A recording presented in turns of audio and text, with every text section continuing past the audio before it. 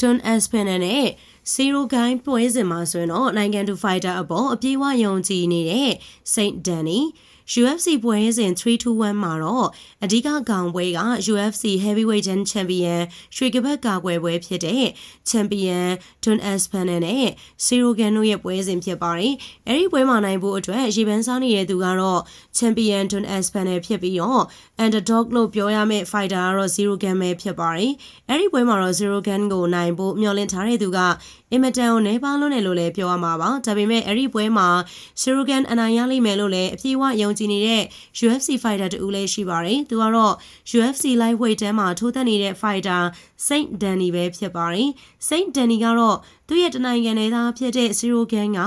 Heavyweight Champion ရွှေကပတ်ကိုရယူနိုင်လိမ့်မယ်လို့လည်းအပြေးဝယုံကြည်နေတာဖြစ်ပါတယ်။ Saint Danny ကနောက်ဆုံးမှာတော့ကျွန်တော်တို့ကပထမဦးဆုံးပြင်သစ်လူမျိုး UFC Champion ဖြစ်တော့မယ်လို့ထင်ပါတယ်။ကျွန်တော်ကတော့သူနဲ့လည်းစကားပြောဆိုဖြစ်ပါတယ်။ပြီးခဲ့တဲ့နှစ်တွေအတွင်းသူနဲ့အတူအချိန်တော်တော်များများလေးလေ့ကျင့်မှုတွေအတူတူလုပ်ခဲ့ပါတယ်။အခုတော့သူကချန်ပီယံဖြစ်လာဖို့အတွက်အဆင်သင့်ဖြစ်နေပြီလို့လည်းထင်ပါတယ်။သူကအကောင်းဆုံးလဲလှုပ်ဆောင်နေပါတယ်။သူက Don Aspen ကိုအနိုင်ထိုးသက်နိုင်လိမ့်မယ်လို့လည်းယုံကြည်မိပါတယ်။ကျွန်တော်ကတော့အဲ့ဒီပွဲကိုကြည့်ဖို့အတွက်မစောင့်နိုင်လောက်အောင်ကိုဖြစ်နေရပါပြီ။ Zero Gun ကအကောင်းဆုံးလုပ်နိုင်ပြီးတော့ရွှေကပတ်ကိုရယူနိုင်လိမ့်မယ်လို့လည်းအပြေးဝယုံကြည်နေမိပါတယ်လို့ပြောဆိုထားခဲ့ပါတယ်။ Zero Gun အတွက်ကတော့ဒီပွဲက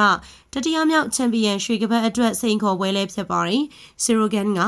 2022ခုနှစ်ကကျင်းပခဲ့တဲ့ UFC ပွဲစဉ်270မှာတော့ပထမဆုံးချန်ပီယံခပတ်ပွဲအဖြစ် Cameron Fighter Ngannou နဲ့ထိုးသက်ခဲ့တာဖြစ်ပါတယ်။အဲဒီပွဲစဉ်မှာတော့ Zero Gun က